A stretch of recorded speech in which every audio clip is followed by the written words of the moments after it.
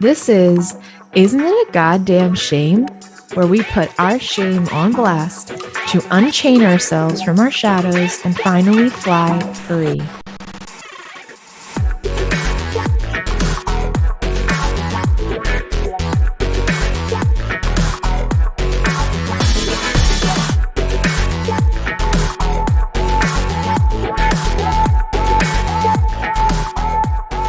Hey, I'm Sarah, a Virgo sun, Cancer moon, and Aries rising. I'm also an ex-evangelical Christian, a current mental health therapist, a Reiki energy healer, hypnotherapist, big girl, and in recovery from people pleasing who has over 12 years of experience in deconstructing and reconstructing from religion. I'm on a journey to the true and radical self-love that we need to heal ourselves with the hope of co-creating a better future for ourselves and future generations.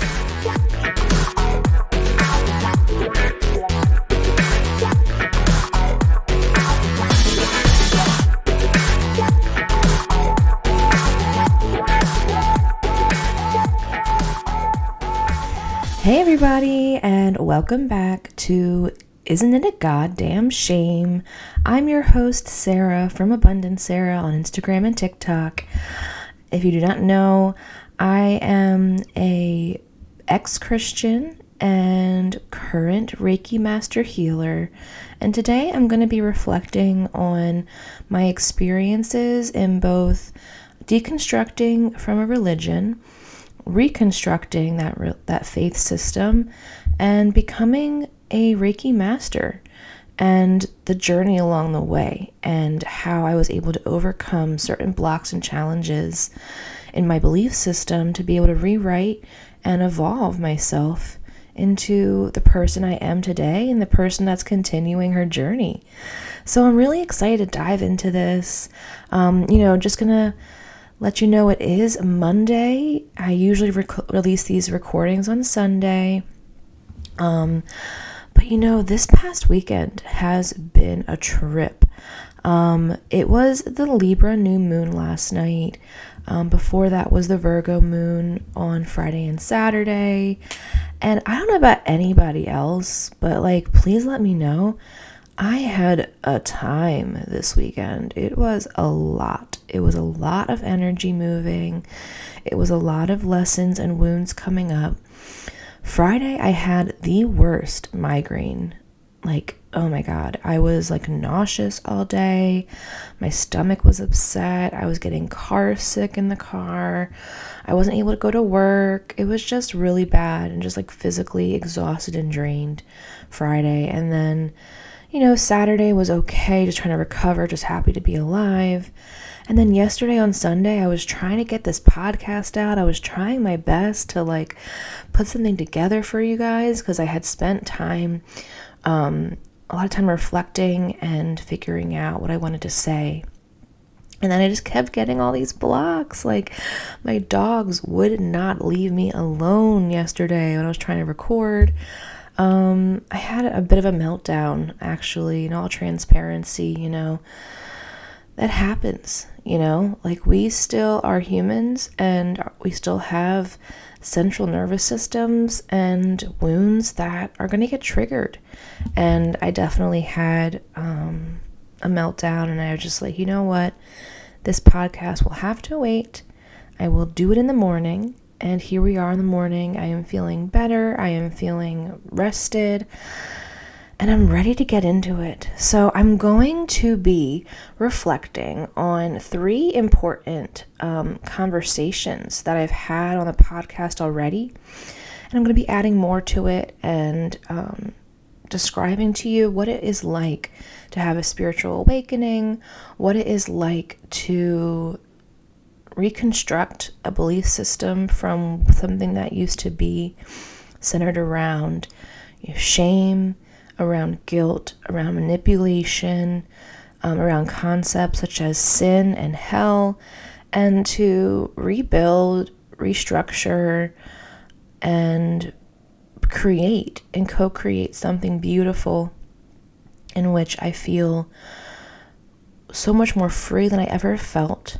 I feel so much more supported than I have ever felt. And I give myself so much more grace and love, and give other people so much more grace and love than I was ever able to before in Christianity. So at the beginning of when I was starting to learn Reiki, I had been receiving Reiki for several years before this.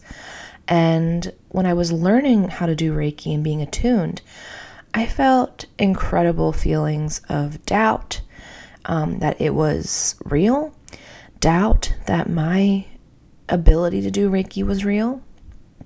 And it really reminded me a lot of like Pentecostal churches and like speaking in tongues. And I didn't know how to feel about this, because before this, I really felt like a lot of that was fake.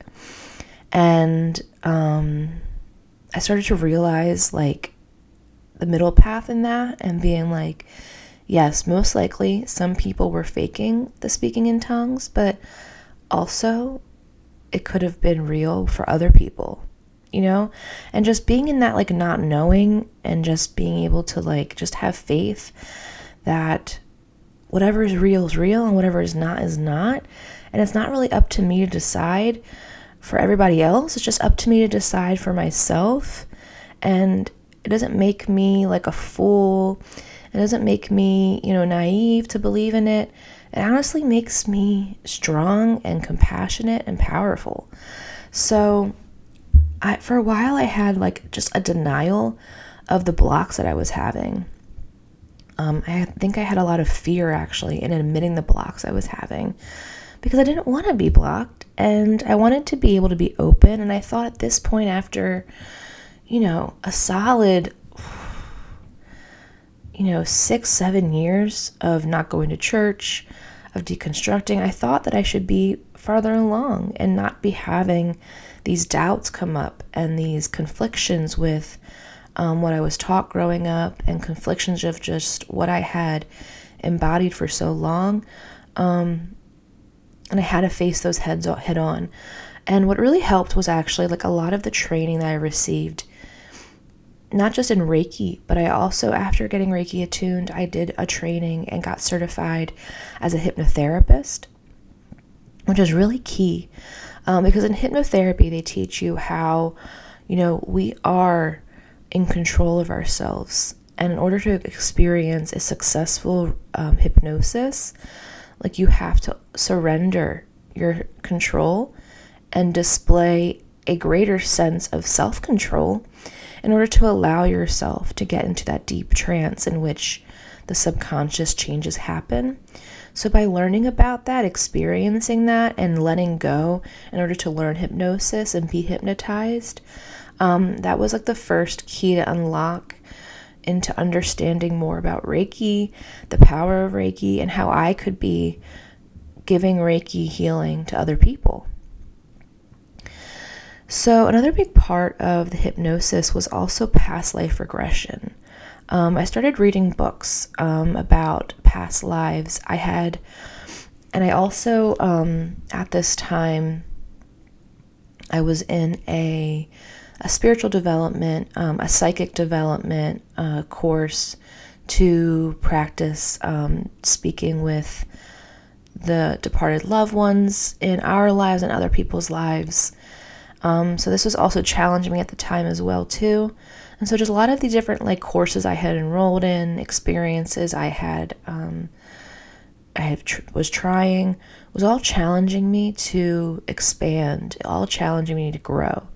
And past life regression was super interesting because I had seen a lot like, I forget what show that was, one about these kids who had a past life experience, and this kid comes into this life, and it turns out he was on the Titanic, and he had like evidence that he would not have known at like, I forget, he was like 8 years old. So that was really cool. And I also remember watching shows like Long Island Medium with Teresa Caputo, Tyler the Medium. And these shows also help bolster my faith and belief, and also just help give me the confidence in myself that I can also communicate with spirit, I can communicate with angels, I can communicate with departed loved ones.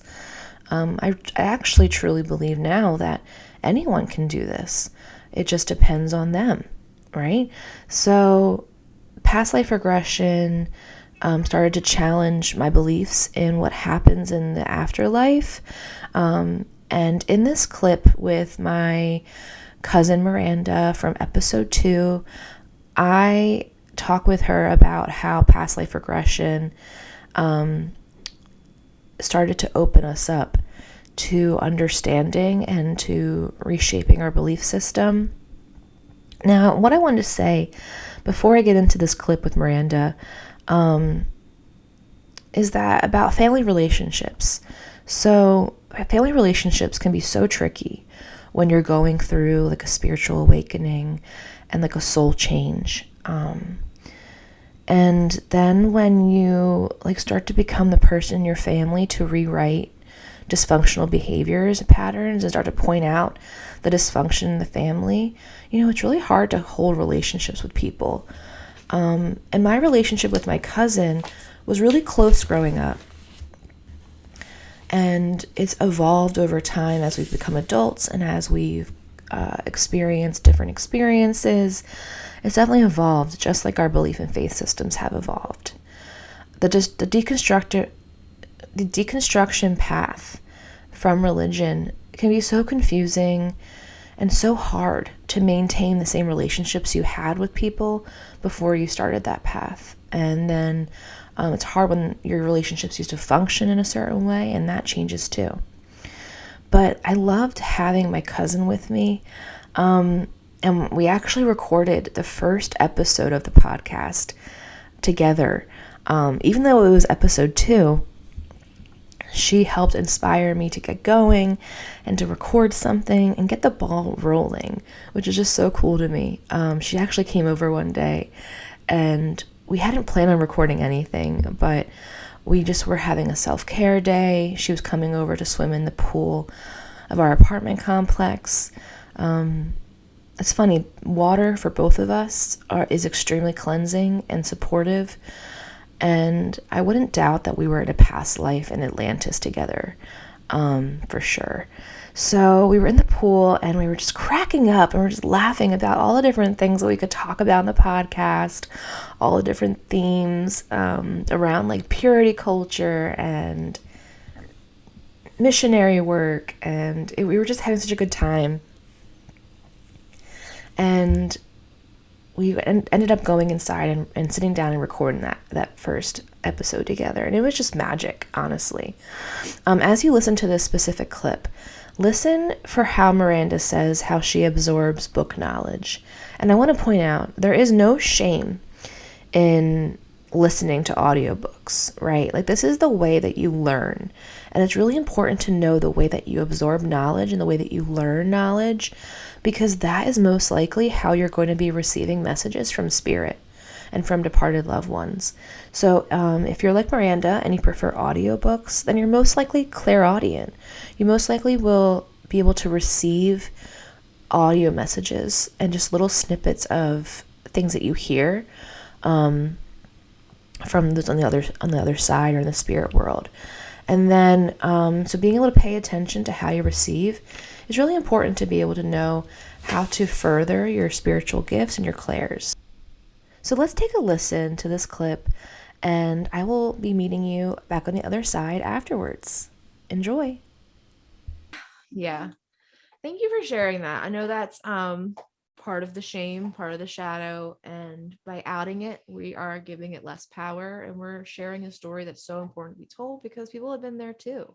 People are still there. People are still there. They're in the trenches. And I just want you guys to know, if you're in the trenches right now, like we've been there too, there's definitely like a light at the end, even if you can't see it. Yeah. I'm like, wait, is that spiritual? No. Even if you can't see it right now, there will be a time to rebuild. Just like everything comes after a season of tearing it all down, a season of just sitting in it, and then comes the rejuvenation and the strength to be able to start to put together the pieces and rebuild something that is more aligned with your authentic self. Yes. So good. Is there anything you're thinking of right now that you're like, man, this just like blew my mind, and it's been a big key to unlocking things in myself that I was so resistant to before because of my religion? Mm-hmm. Yeah, actually. So I have recently stumbled upon some past life stuff, like learning about past life regression and also like future life progression. It's been really cool. Yeah. Whose book have you been reading? It is called Same Soul, Many Bodies by Dr. Brian Weiss. Yes, I have it here right now. She's like holding it up for me, so I say the name right. It's called Same Soul, Many Bodies, Discover the Healing Power of Future Lives Through Progression Therapy. And he talks a lot about regression in it too. Actually, like it felt like more like about regression. It's the majority of regression, but I think he always comes back around to like how once he regresses them to the past, they feel more prepared to look into the future and to be able to gain some hope out of all of the hard messages that they've been integrating through their past life regression. I showed you this book. It's really cool shit. I love how much you like are diving into it. You're actually like done the book. I'm not done the book yet. And you've already like surpassed me. I listen to them. Let's just be clear with that. I listen to it, but I will say there's so much that's like the same in the different belief systems. It feels like I've kind of traded them or evolved a little bit. Yes. And it just makes so much more sense. And I even like see things Jesus said that's like fucking talking about progression and regression. Yeah. Like what? Like I'm trying to think. Even if it's not like the exact example, just give us like a vague talking when Jesus talks about like the narrow path. Yeah. And like that few people find it. I think it's talking about like fucking enlightenment. Yeah. Which like to me means like the embodiment of love, which is what Dr. Weiss talks about. And like loving kindness is the goal. Loving kindness is the goal of like progressing. It's like the goal of reincarnation or whatever you want to call it, coming back, unfinished business. Like a lot of souls reincarnate together, you know, until they finish their karma. Yeah. Whatever you want to call it, like whatever language you want to use. Yeah. Because I don't know enough about karma to really speak about it. Yeah. But like when you have unresolved shit with people, like, and it makes me view everything differently, actually, like my relationship with people in my life. And it's been really cool to explore. Yes. I remember first like hearing about past life stuff. And I remember like resistance within me. I could feel in my stomach. Me too. Right. For me. Yeah. I don't know where, but I felt resistance too. Yeah. And something, it's just like, ugh, like that doesn't fit into my like pretty box, you know? Yeah. It feels kind of scary to think about it like that, even though we used to believe in hell. For eternity with no second chance. Can we just talk about the piece of art that my parents had in my living room for a long time? Do you remember the piece of art I'm talking about? I'm just getting ready. On one side is like Earth, you know, people like coming, like people like walking, like basically like from like they're like they died, and they're like walking to either heaven, which is across there's like a big chasm in between these two sides. You know, that like analogy that they teach you with like there's the one side, there's the other side, and a big cross bridges the divide, the gap, because we can't go over it ourselves. We need Jesus. We can't go over the gap ourselves. We need sin. Jesus. He died on the cross for our sins, and we're inherently sinned, and we must accept him to cleanse our sins. The symbolism though. The symbolism. So the bridge is the cross in the picture. The bridge is the cross in the over picture. The chasm. There is some people that are going off the cliff into the pit below that is supposed to be hell. Burning. And then some people are happily crossing the cross to the other side. Which, let's just talk about the cross and how it's like an execution thing, and we like wear it on our necks. That's a whole other thing. That's a whole other rabbit trail. Oh, it's my like God. Wearing an electric chair. Right. Anyways, so that painting literally describes, I used to draw shit like that. I probably got it from like, I vaguely remember this. Yeah. People falling into the abyss and burning. So we used to believe in hell, but past life is too much. Yeah. That's just not possible, right? Coming back to learn lessons, you know, that you need to make right with other people. Right. Because you were a shit human, probably. Like, you know, teaching about our souls being eternal damnation, but our souls can't return to earth for some reason. Or like maybe Jesus was talking about someone's own hell when you keep reincarnating and going through the same shit. Right. Like when I go back and look at what Jesus said, which is for me, the Bible, what Jesus said, it's like, it could mean different things than what we were taught, but we were taught like hermeneutics, like don't read into the scripture. Like, oh yeah. But it's just happening. Hermeneutics. I don't even know if I'm saying it right. Hermeneutics. That's another great word. This is going to be the last tidbit of today. It's a lot today. Yeah.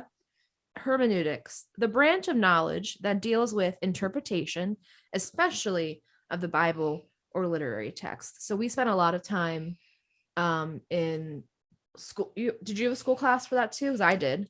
I had like one of my high school classes was all about like studying the Bible correctly. Yeah. Mm-hmm. Another one that I had was apologetics, being able to defend the Bible. Yep. Yeah. I was so good at that. Yep. I almost became an apologetic. Yeah. Which is funny because that's not what apology means. No. That's a weird word. I'm just realizing now, like that's one of those Christian words that people don't understand. Like I was getting, what's the word? Not testify. I was feeling convicted. I was feeling so convicted. Mm-hmm. There's so many words that don't mean the same thing. Yeah. Apologetics. Yeah. That we've just like used as our own, that it just has such an icky connotation to it now on the other side of things. Wow. We were being proselytized. Yes. And if I was going to make my own, bring my own definition to it, I would say we were being brainwashed. I would say that. Like it's a more understood word. Yeah. I was being brainwashed from a young age. All right. I had so much fun, like I said, recording that episode with Miranda. Now, on the brainwashing topic, okay, technically I was not brainwashed, and I'm going to own up to that and just say that was probably a poor choice of words. And I know that I wasn't brainwashed because brainwashing would have included a lot of other aspects that would have been abuse and neglect, and I did not experience that. But I will say that the concept of hell and Christianity was used as a way to manipulate and intimidate me to believe what my parents and my church believed. So while I was not brainwashed, that would have included a lot of other things that I learned through my hypnotherapy training. That hypnotherapy is also not brainwashing, because it doesn't include things like drugging the person, withholding food, sleep deprivation, removing a person from their environment, all the things that would be technically brainwashing. So I just want to clear the air with that. But that concept of hell that we talked about was so terrifying as a kid. And that was a big thing that I had to overcome, was the whole thing around hell and sin, to be able to reframe it. And I love how Miranda said that perhaps Jesus was talking about hell as its own personal hell of reincarnation and not learning the lesson over and over again. I think that's a really interesting theory. And I like that theory, and that would explain a lot. And I love how she talked about how odd it is, if you really think about it, that people wear crosses around their necks and they have cross art around their house, because it's an execution symbol. That's what it is. And it's almost like having like an electric chair necklace. Okay, anybody else down to make electric chair necklaces? Oh my God. Okay, I love those things that she pointed out. But that feeling of resistance, right? And I talked about how I felt it in my stomach. It's really important to be able to feel into our bodies. And Reiki taught me a lot about this, feeling somatically into my body. And I really felt the resistance in my stomach, which makes a lot of sense because the stomach is the seat of the solar plexus chakra, which is like the confidence chakra, the doubt chakra, like things of those themes sit in our solar plexus in our stomach. So it's really important to be able to tune into your body and feel where the feeling is sitting and where it's stuck. That's going to tell you a lot about the themes around it. So in my resistance, I was also scared about my confidence. I was scared about my doubt. I was also feeling unsure of myself. I had wrapped up and this seems to happen to people that are indoctrinated at a young age, and people who, even if there isn't a young age, people who wrap up their identity in their belief system, and they wrap their morals and beliefs into who they are, it's going to feel really bad in your body when you start to get challenged. And this is where emotional regulation comes up, that they probably should have taught us more in school, instead of how to defend the Bible, but how to manage our emotions and how to regulate our body and regulate our nervous system, because that's what's ultimately important here. It doesn't matter if I can defend the Bible. People are going to believe what they want to believe. And I think that's a big part of me being a Reiki master now, is that I'm not here to convince you that it's real. And I find that a lot of people go into readings, go into sessions, and they want to be convinced that it's real. I'm not here to do that for you. That's up to you, babe. That's not my job to convince you that what I'm doing is real or not. That you need to decide that for yourself. And if you can decide that for yourself and receive what we are co-creating with spirit together, then you'll reap the benefits. But without surrendering and receiving, you're just not going to get anything out of the Reiki experience. And that's just the way it is.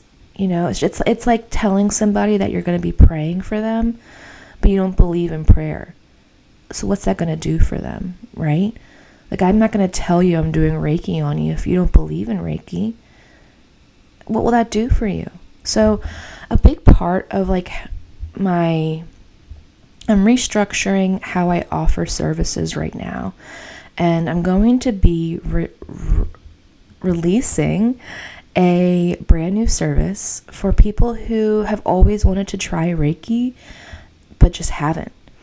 And it's going to include a education portion about what Reiki is and what it's not. And it's going to explain that I'm not here to convince you that there's life on the other side. I'm not here to convince you that energy is real. I'm not here to convince you of my power or spirit's power. I'm not. I'm here to give, and you can decide whether or not you want to receive. Because that's a big part of just what irritates me about giving readings in a spiritual community. And watching things like Long Island Medium and Tyler the Medium, I'm it's coming down to just convincing somebody that it's real. And that's not my job, right? And it was never anybody else's job to convince me that it was real. It was my job to go inside of me and say, Sarah, what do you believe? And Sarah, where do you feel it in your body? And Sarah, let's journal about this and let's figure out why you're feeling this way, why you're feeling so much confliction and resistance and doubt. It's not up to anybody else to convince me. It's up to me to figure out what I believe. So that's a huge, huge, huge key that I want to keep bringing this back to. It's not anybody else's job to convince us of what to believe. And that is the same thing with Christianity. It was not my job. And it was not my parents' job, and it was not my school's job, and it was not my church's job to convince anybody about what to believe. But yet they took it upon themselves, and that's where the harm comes in. That's where it becomes manipulative, to tell a 5-year-old child that you're going to go to hell, and you're going to be tortured, and you're going to be eternally damned if you do not do X, Y, and Z, and live out every day as the good Christian girl that we are telling you need to be. No. So Also, being able to find that there is life after death, and that we reincarnate, and that we have multiple, lives, and we have a soul that continues on after these bodies, is extremely reassuring after being taught that I would go to hell if I wasn't a Christian. So those are some really, really big pieces that I wanted to point out, I wanted to reflect upon. Another big piece is the concept of energy and how there's energetic currency that I talk about in the money episode. And I'm going to play this clip, and then I'm going to come back with some key points that I want to include in talking about Reiki, and talking about having sessions with people for Reiki. I'll see you soon.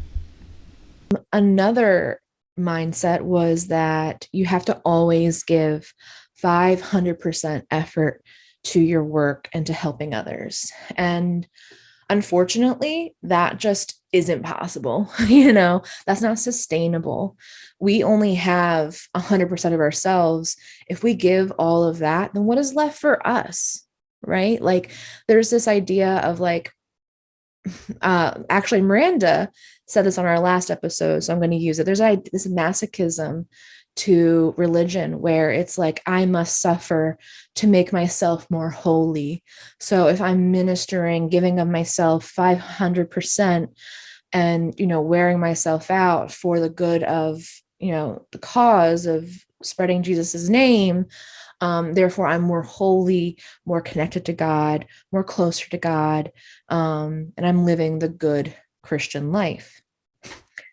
So that's just not sustainable. That's something that I'm currently still working against, still reminding other people about, because of people that are close to me, because they see it too. People like Miranda, we can't give 500%. We just can't. We can give what we can give. And, if there's days where we don't have enough to give somebody for like a session, or even just in relationships, we have to be honest with ourselves and be honest with them and communicate and just say, listen, I don't have it in me today, right? I'm going to need to have a rain check, because at the end of the day, our energy is currency. Like, our energy is money. What we give of our energy, give of ourselves, that is energetic currency. We have to be mindful of how much of that we're giving away too, because that is also part of our health, right? We can't give all of that out and all that away all the time. We need to set time for ourselves. We need to set boundaries. We need to have realistic mindsets and not give more than we can give without sacrificing ourselves and sacrificing our health. Oh man. Yeah. Like, raise your hand if you've ever like overgiven of yourself because you felt like that was the right thing to do. And then you find yourself just completely drained, maybe even physically ill, and the payoff wasn't worth it. And finding within ourselves that threshold of what we can give, being able to put up boundaries to people, out of love and respect for both ourselves and them, is so, so important. And this just comes back to like the price of a Reiki session, right? So when I charge full price for a session, it's because of the energy I give to you, not just as a Reiki energy healer, but I'm also giving you the energy and the knowledge and the expertise that I have as a mental health counselor, as a spiritual psychic, as a friend, and as a teacher. So I'm wearing many different roles. I'm wearing many different hats. And I'm not just moving energy at the end of the day. I'm doing a lot more than that. And when I receive sessions from other people, I acknowledge that they're doing more than just what meets the eye, and more than just what can be boiled down into like a bullet point of what they do. And this is where, if you are, no matter what your work is, client services, or whatever job you do, it's important to find ways to be creative with the work we're supposed to do, to be able to allow ourselves time for rest, time for grace, because we still want to offer the best of ourselves, and we still want to offer what we know we can give, and that's still really important. But at the same time, what is it doing to us? So to still be able to allow myself to offer a powerful opportunity to my clients for relaxation and for renewal and for powerful transformation, I need to be aware of what I can give and also aware of what the person can give back. There needs to be an energy exchange. And this goes back to what I said about hypnosis and allowing yourself to receive and surrender, and you being in control of what your experience is like. You need to be able to not only buy in and not have somebody convince you that it's real, but you also need to be able to give something as well, so there to be an exchange of energy going back and forth, and so it's not just one-sided. So just like how you would tip your server, just how you would exchange money for goods, exchange money for services, pay for your copay at your doctor's appointment, like there's something that needs to go back and forth for there to be an exchange, for you to receive the benefits, and for me to also be able to serve and be able to give and co-create with you in a way that's both beautiful, powerful, and equal. And so I battle two sides in me in this, right? Like, one side of me is a super rigid Virgo, and I want it to be the most ideal session, like chef's kiss session. I want to be able to give you the creme de la creme, you know, like I'm just so detail oriented. I really want to be able to give everything and put it all out there and to be able to charge the full price of it. But at the same time, like giving so much of myself and my energy can be so draining. And that's like my other side of me. And so I have to be able to balance both sides. And that's on me. And that's on me to tell you transparently what this session is about and be able to say, this is as much as I can give, and setting those boundaries with people and clients beforehand so they know what they are going to be receiving. So I want to just go a little bit into the offering now that I am putting out there and launching. This offer is for anybody who's always wanted to try Reiki but hasn't, or has been left confused afterwards. This offer is going to include, first, you're going to fill out a form describing to me what your intentions are, what you're looking for help with, and it's also going to inform you what Reiki is and what Reiki is not. And I'd like you to just, agree that you read it by you putting in your time and energy beforehand, just 5-10 minutes to prepare for the session, because us preparing for the session is really important too. Like, I don't just sit down and do a Reiki session. I first, tidy up my space. I light some sage or some Palo Santo to cleanse the space. I'll usually light a candle. I love lighting like a white candle for a session. I also have been doing lighting a white candle for my podcast recordings. And I connect to spirit beforehand and get myself into a space of trance, relaxation, and ready to fully immerse myself into the session with you, into your energy, and to be a conduit of energy between me, between you, and between spirit and source. So the information I'll give you ahead of time will describe more about that and the logistics of that, especially when doing a virtual session, because that's where it can get confusing too. And describing how virtual sessions can be really beneficial for both people. Then when we meet together on virtual for our session itself, we are going to sit together and I'm going to pull a card, like an oracle card or a tarot card or an angel card, and we're going to use that information for the session. Then We will both go into meditation together. I am going to supply a pre-recorded guided meditation. It's going to be 20 minutes. It's going to be going through each chakra and guiding you through a visual relaxation and a visual chakra opening exercise and a chakra scan. And this is going to be a recorded meditation that you can take home with you and you can listen to as many times as you want, because the power is within you ultimately. And this meditation will help you help yourself later on after the session is over. And this is because by me not taking you through guided meditation in the moment, I'm able to fully focus on doing the Reiki itself while you are still receiving the benefits of trance and meditation and guided visualization, but without me doing real-time work of guiding you and juggling the Reiki and guiding at the same time.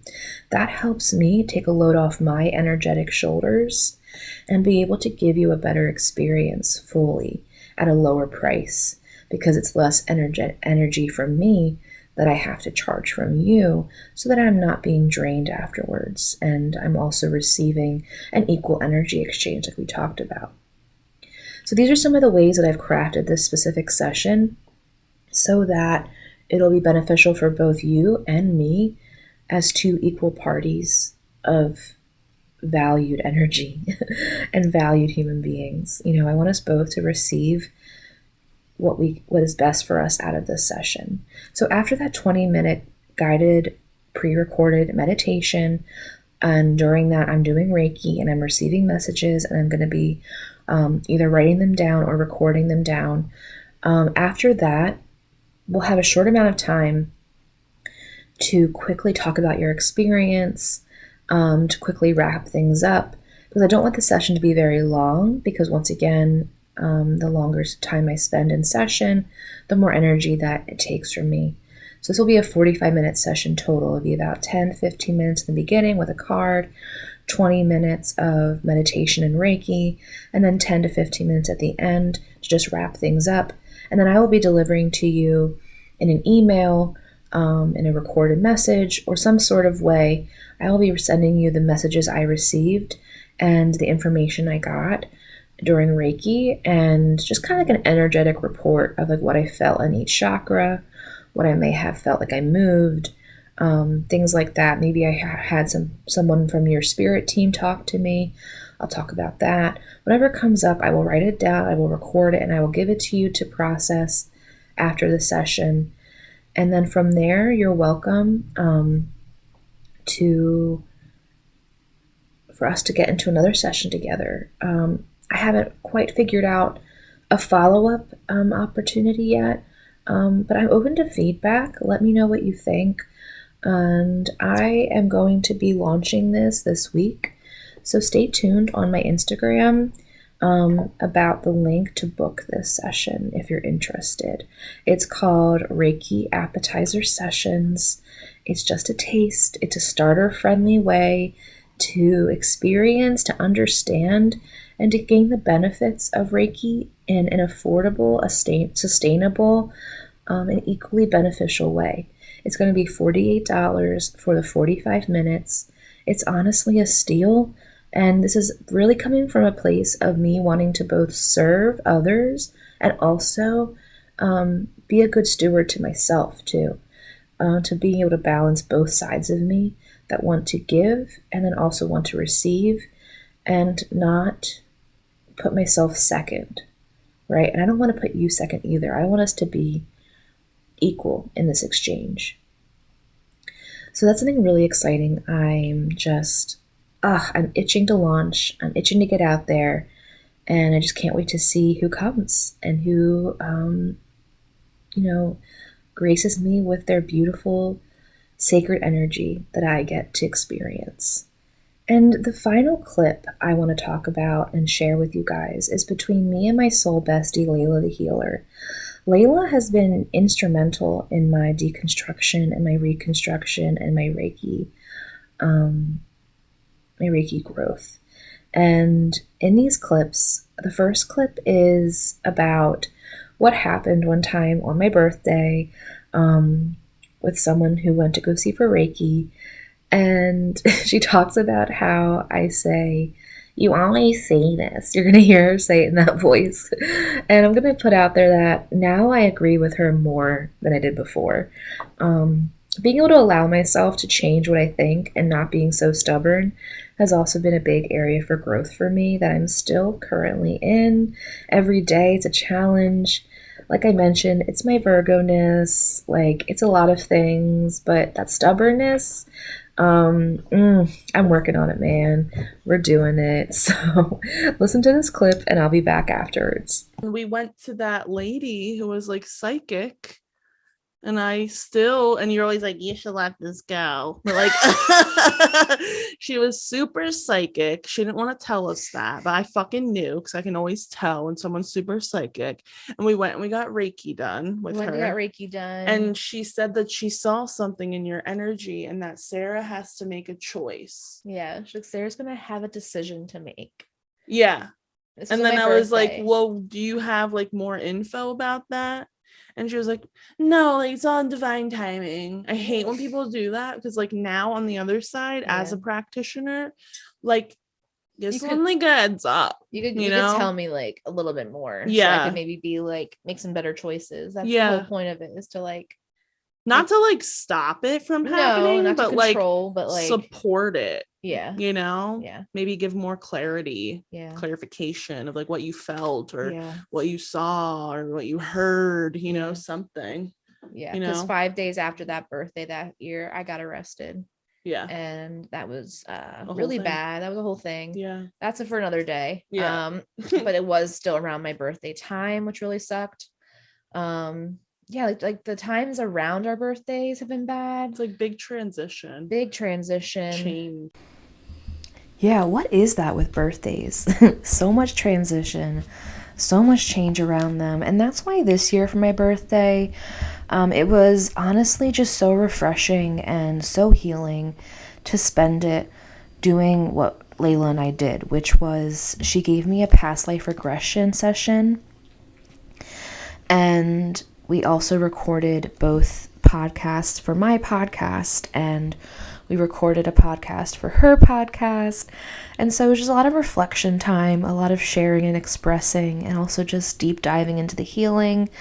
If you haven't heard Leyla's podcast yet, please go check it out. It's awesome. It's called Being Fucking Authentic. The full title is, quote, it's called Being Fucking Authentic.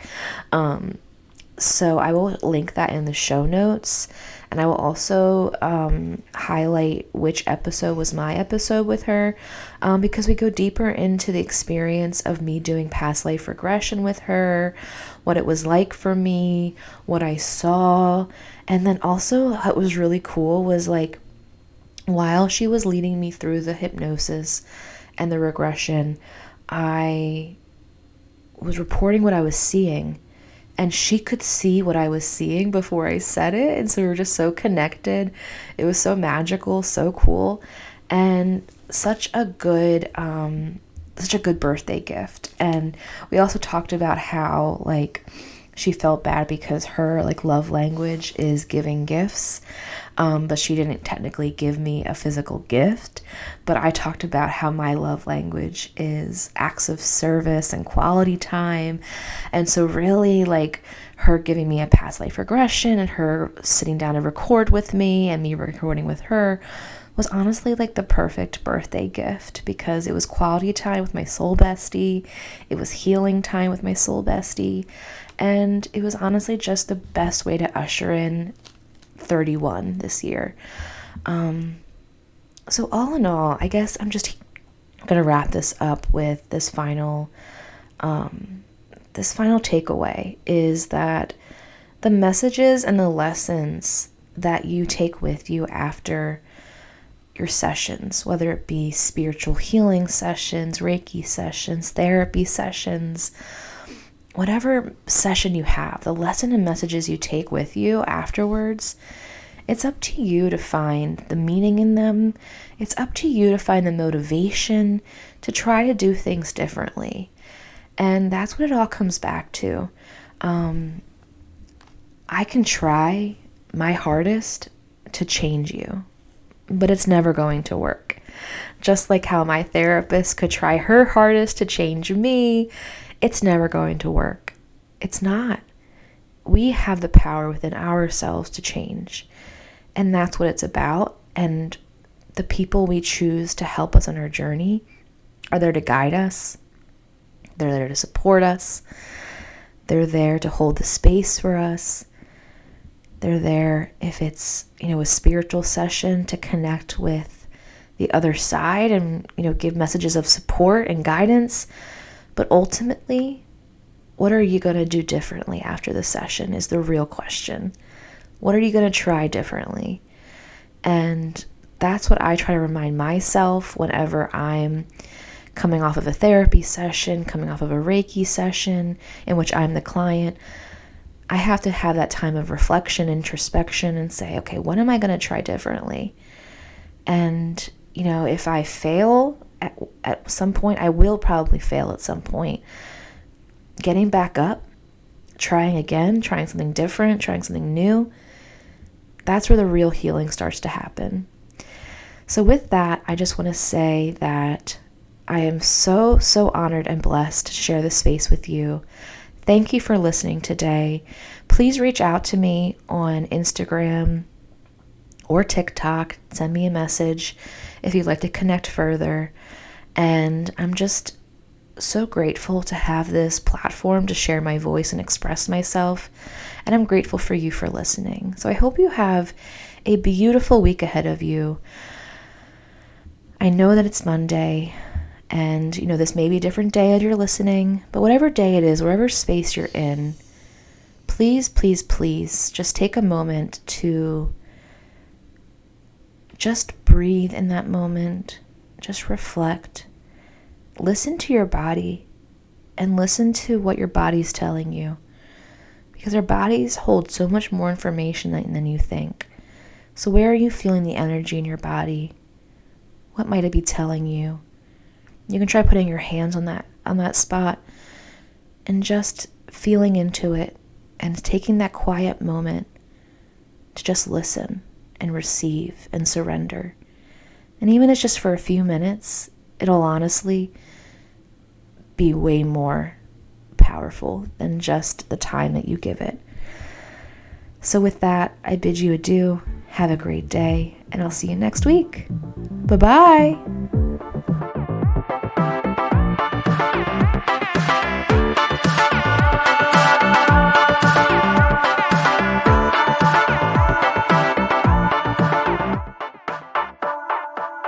Bring the funk back.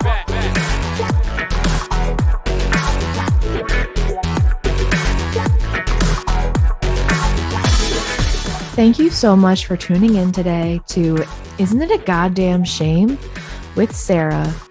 Please check out the show notes to follow Sarah on Instagram at AbundanceSarah and TikTok at AbundanceSarah. Also, you can check out the podcast page at Isn't It a Goddamn Shame, all one word, on Instagram as well. Thank you so much, and be sure to check out Sarah's other offerings at the link in her bio. Have a beautiful day. Bye-bye.